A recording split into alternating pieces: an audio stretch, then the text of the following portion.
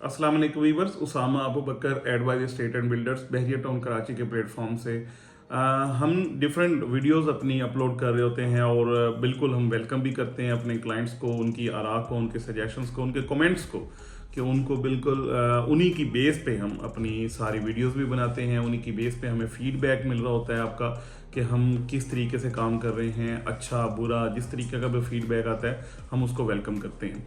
Recently हमारी एक video थी जिसमें हमने ख़ास तौर पे इस चीज़ को हाईलाइट किया कि बहरिया में पहले, हम आज से कुछ अर्सा पहले देखें तो बड़े आराम से आपको एनओसी मिल जाता था यहाँ पे रहने के हवाले से, कोई लंबा टाइम नहीं मिलता था इंटरव्यू के लिए, क्योंकि बहरिया में जब भी आपने आके रिहाइश करनी है किसी भी विला में या अपार्टमेंट में तो उससे पहले आपको एक दफ़ा आके बहरिया की मेंटेनेंस ऑफिस में एक इंटरव्यू लिया जाता है, जिसमें आपके सारे डॉक्यूमेंटेशन और सारी चीज़ें भी दी जाती हैं।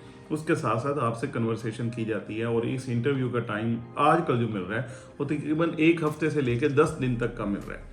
तो हमारे व्यूवर्स की तरफ से जो कमेंट्स आए कि अगर इतनी देर में या इतने लोगों का इनफ्लो है, इनफ्लक्स है, तो फिर रेट्स नीचे क्यों जा रहे हैं। बिल्कुल बहुत वैलिड एक क्वेश्चन है और इसी का आंसर देने के लिए आज मैं बैठा हूं कि इस चीज़ को कैसे एड्रेस करें।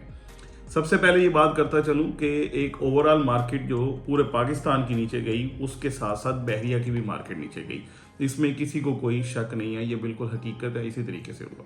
और कोई भी कारोबार है, किसी किस्म का भी बिजनेस है, ऑल ओवर दी वर्ल्ड, एक तो कोरोना के बाद मामला इस तरीके से हुआ और पाकिस्तान तो बहुत ज़्यादा अफेक्ट हुआ।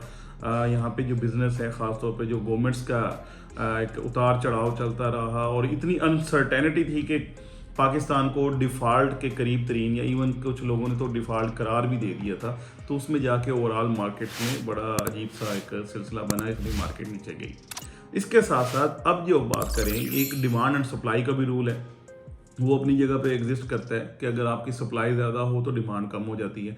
यहाँ पे उस वक्त काफ़ी अच्छी सप्लाई हुई, मतलब बहुत सारे लोगों का जो गुज़र बसर था वो इतना अच्छा नहीं रहा, तो बहरिया से कुछ लोग आउट शिफ्ट भी हुए, तो ये विला जो है, अपार्टमेंट हैं, ये काफ़ी सारे खाली हुए। लेकिन उसके बाद ये हुआ कि अल्हम्दुलिल्लाह दोबारा से चीज़ें बेहतर होनी शुरू हुई। आज से तकरीबन 2 महीने पहले की बात करूँ तो यहाँ पे अली ब्लॉक में एक ऐसी डील हमने देखी जो कि 1 करोड़ 15 लाख रुपए में एक विला की हुई, और आज आपको 1 करोड़ 30 लाख रुपए में विला नहीं मिल रहा। तो ये इम्प्रूवमेंट की तरफ है, चाहे परसेंट 31 है, 35 है, पूरे बहरिया में आज से 2 महीने पहले जो कम प्राइसेस थी आज नहीं है, आज इम्प्रूवमेंट हो रही है। और इसी तरीके से जैसे यानी हमें ये कमेंट किया गया हमारे वैल्यूएबल क्लाइंट की तरफ से कि अगर इस तरीके से लोग आ रहे हैं, इनफ्लो अच्छा है, तो रेट्स बेहतर होने चाहिए। जी हाँ, रेट्स बेहतर हो रहे हैं, ग्रेजुअली सही, लेकिन रेट्स पहले से बहुत बेहतर हो चुके हैं और हो रहे हैं। एक और बात वो ये है कि डेस्परेशन में जिन लोगों ने निकलना था, जिन्होंने सेलिंग करनी थी डेस्परेशन में, वो कर चुके हैं। अब जिन लोगों की यहाँ पे प्रॉपर्टी पड़ी हुई है वो उन्हीं लोगों की है जो कि पेशेंस है, जो बड़े आराम से बैठे हुए हैं। उनको पता है कि प्रॉपर्टी में पेशेंस ही मेन चीज़ है, कि आप थोड़ा सा पेशेंस रखेंगे तो आपको अच्छा आरओआई मिलेगा।